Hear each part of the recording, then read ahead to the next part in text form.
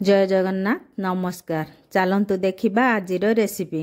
आज मु आपण मानक देखाबी दुनियार सबुठारो टेस्टी फुला फुला तुला परी नरम नरम रुटी रेसिपी। आपण माने जेते प्रकार परोटा पूरी रुटी खाइछंती एही रुटी खाइला परे सब प्रकार परोटा पूरी रुटी को भूली केवल एही रुटी खाइबा कथा बारंबार इच्छा करिवे। वीडियो देखिया पूर्व मो वीडियो को लाइक शेयर करंतु एवं मो चैनल को सब्सक्राइब एवं पाखरे थिबा बेल आइकन को दबाई ऑल ऑप्शन को क्लिक करिया को भूलंतु नाही। ताहाले चलंतु देखिबा आजिरो रेसिपी। एठी मु दीटा बड़ बड़ साइज रो सिजा आलू नेछि।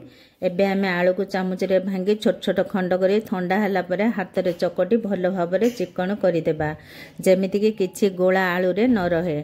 आलू हमर भलो भाबरे भांगी मिसी गलानी। एबे आलू रे बेकिंग पाउडर गोटे चामच, स्वाद अनुसार लूण, गोटे चामच रिफाइन तेल दे सबको भलो भाबरे चकटी मिसाई देबा। आलू रे लूण तेल हमर भलो भाबरे मिसी जाइछि। एबे आमे अट्टा देबा। मु एठी गोटे बाउल अट्टा नेछि। एबे अट्टा को आलू रे भलो भाबरे मिसाई देबा। अट्टा आलू हमर भलो भाबरे मिसी गलानी। एबे आमे अल्प अल्प खीर देई अट्टा को चिकन करी चकटी देबा। एठी अट्टा हमर भलो भाबरे चिकन होई पूरा पूरी नरम होई गलानी। एबे आमे अट्टा को ढांकी किछि समय पई ढांकी छाडी देबा।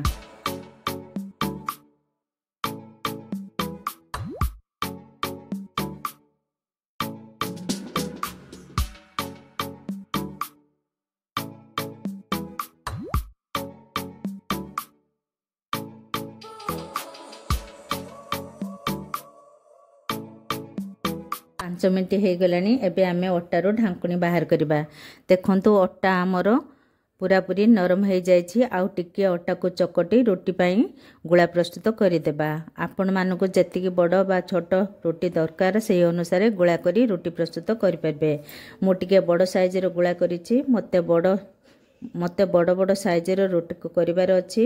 मोर एठी गोटे बाउल अट्टा रे 5टा गोळा हो जाइछि। एबे गोळा को गोल गोल करी अट्टा दे रोटी सब बेली रोटी प्रस्तुत करि देबा। एही रोटी बहुत टेस्टी रोटी। थरे आपण माने निश्चित घरे बनाई खांतु। तापरे आपण माने निजे ही जानि परिबे एही रोटी केते टेस्टी। मोर एठी गोटे रोटी प्रस्तुत हे गला। मु आ गोटे बेली देखाउची।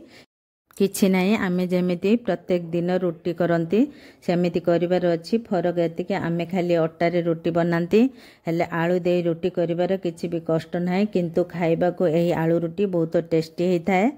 तावा हमर गरम हे जायछि। एबे मु रोटी करी आपण मानको देखाउछि। गोटे साइड रोटी हमर भलो भाबरे सेकी हे गला परे आमे रोटी को ओलटाई रोटी को सेकीबा। रोटीर दी साइड हमर भलो भाबरे हे गलानी। एबे आमे रोटी को सेकी देबा। देखंतु रोटी हमर केते सुंदर फुला फुला हे जाउछि। बिना तेल रे रोटी हमर परोटा परी देखा जिवो एवं खाइबा को एही रोटी एते टेस्टी लागिबो जे आपण माने न खाइला पर्यंत जानि ही पारिबे नाही। मु आ दीटा रोटी करी देखाउछि। देखंतु सब रोटी हमर बेलून परी फुली केते सुंदर देखा जाउछि। मु रोटी सेकारे सेकुची। आपण माने डायरेक्ट तावा ऊपर कपड़ा देई सेकी परिबे। एही परि भाबे आमे सब रोटी को सेकी देबा। देखंतु द्वितीय रोटी भी हमर केते सुंदर फुली जाउची। प्रस्तुत हे गला हमर बिना तेल रे कलर कलर सुपर टेस्टी आलू रोटी।